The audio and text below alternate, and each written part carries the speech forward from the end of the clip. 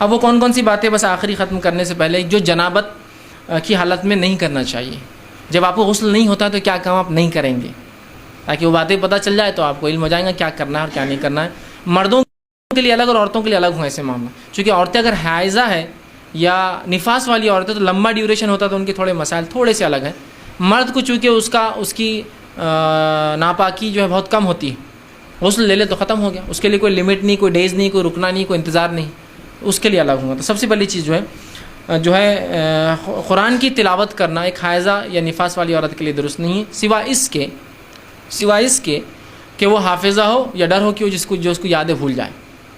ایسا عام حالت میں انسان ثواب کی نیت سے تلاوت قرآن کرتا ہے نا، تو ایک حائضہ اور ایک عورت جو نفاس والی ہے وہ دونوں عورتیں تلاوت قرآن نہیں کریں گے، ایسا ہوتا ہے. ہاں، حفاظت کی دعائیں، دعا، ذکر و اذکار، بات چیت کے اندر سلام اور دعائیں جو ہوتی ہے یہ سب کریں گی.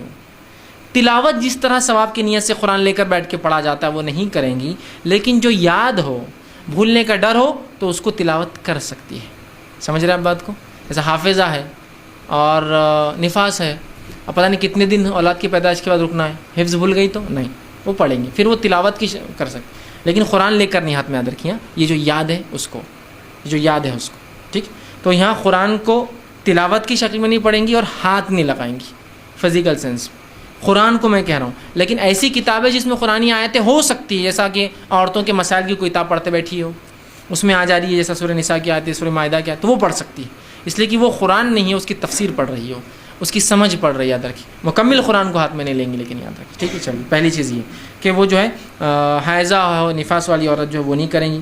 اسی طرح حائضہ عورت یا نفاس والی عورت ہو یا پھر اس کی طرح جنوبی آدمی ہو جس پہ غسل واجب ہو، یہ مسجد میں بیٹھیں گے نہیں، گزر سکتے ہیں، نکل سکتے ہیں، جیسا راستہ ہو تو چلے جائے، ادھر سے ادھر گزر جائے، بیٹھیں گے نہیں جا کر. سمجھ رہے ہیں بات کو؟ حائضہ عورت بھی، نفاس والی بھی اور جنوبی مرد بھی بیٹھیں گے نہیں، گزر سکتے ہیں. گزرنے کا مسئلہ نہیں، جیسا کہ سورہ نساء کی آیت نمبر 43 میں نے آپ کے سامنے پڑھی تھی، اور وہ اللہ نے فرمایا تھا ولا جنوبا الا عابری سبیلا.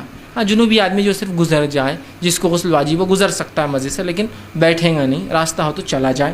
تو مسجد میں بیٹھیں گے نہیں، آپ گزر سکتے ہیں.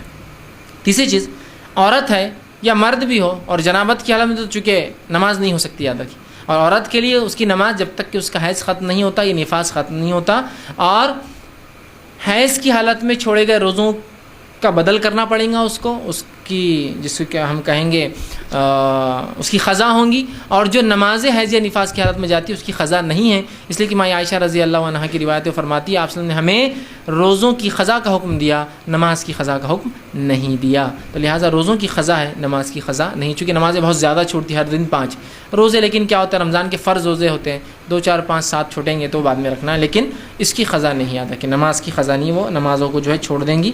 ٹھیک ہے، تو نماز نہیں پڑھ سکتی، ٹھیک ہے، فرض و نفل ہو یا کسی بھی قسم کی، ٹھیک ہے، وہ نہیں کر سکتی. اسی طرح قرآن کو ہاتھ نہیں لگائیں گی، ٹھیک ہے. اسی طرح حائضہ عورت ہو تو بہرحال ہم بستری وہ نہیں کریں گے، وہ ایک الگ مسئلہ ہے. میرا مقصد ابھی صرف غسل کے تعلق سے تھا، اور غسل میں کیا چیز ممانعت ہے. تو قرآن کو تلاوت کی نیت سے درست نہیں ہے. ہاں، بہت سے لوگ سوال کرتے ہیں کہ ہم ناپاکی کی حالت میں اور ہم کو حفاظت کی دعائیں پڑھنا تو کیا کرتے؟ بالکل آپ پڑھ سکتے ہیں. جب بہت سی عورتیں ہوتی ہیں، جب حیض اور نفاس آ جاتا ہے تو اللہ رحم کرے ہماری عورتوں پر، ایسا معاملہ ہوتا ہے جیسے کہ وہ کافر بن گئی، مکمل طور سے دین کا ان سے کوئی تعلق نہیں ہوتا، ایسا سمجھتی ہے، مکمل طور سے کوئی ذکر نہیں، کوئی اذکار نہیں، حتیٰ کہ سلام بھی کرے تو جواب نہیں دیتے.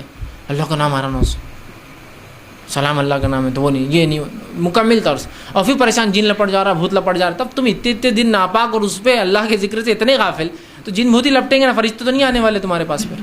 پھر کمپلینس. شریعت نے حفاظت کی دعائیں پڑھ سکتے، بچوں کو حفاظت کی دعائیں پڑھ کر دم کر سکتے، یہ سب کر سکتی ہے عورت، ٹھیک ہے. صرف نماز نہیں پڑھیں گی، ہم بستری نہیں کریں گی، قرآن کو سیدھے ہاتھ نہیں لگائیں گی، تلاوت کی نیت جیسے قرآن پڑھتے ایسا نہیں پڑھیں گی. بھولنے کا ڈر ہو تو ایک الگ بات ہے، سمجھ رہا. چند کام ہے جو نہیں کرنا ہے، باقی سارے کام کرنا ہے. ساتھ کھا سکتی ہے، پی سکتی ہے، بیٹھ سکتی ہے، لوگوں میں اٹھ بیٹھ سکتی ہے، مل سکتی ہے، مل جل کر سکتی ہے، شوہر اس کے ساتھ سو سکتا ہے، اس کو ہاتھ لگا سکتا، بہت سی بہرحال. تو بہرحال کچھ غلط فہمیوں کی بنیاد پہ ہم یہ تمام چیزیں چھوڑ دیتے ہیں. تو میں اپنی بات کو یہیں ختم کروں گا.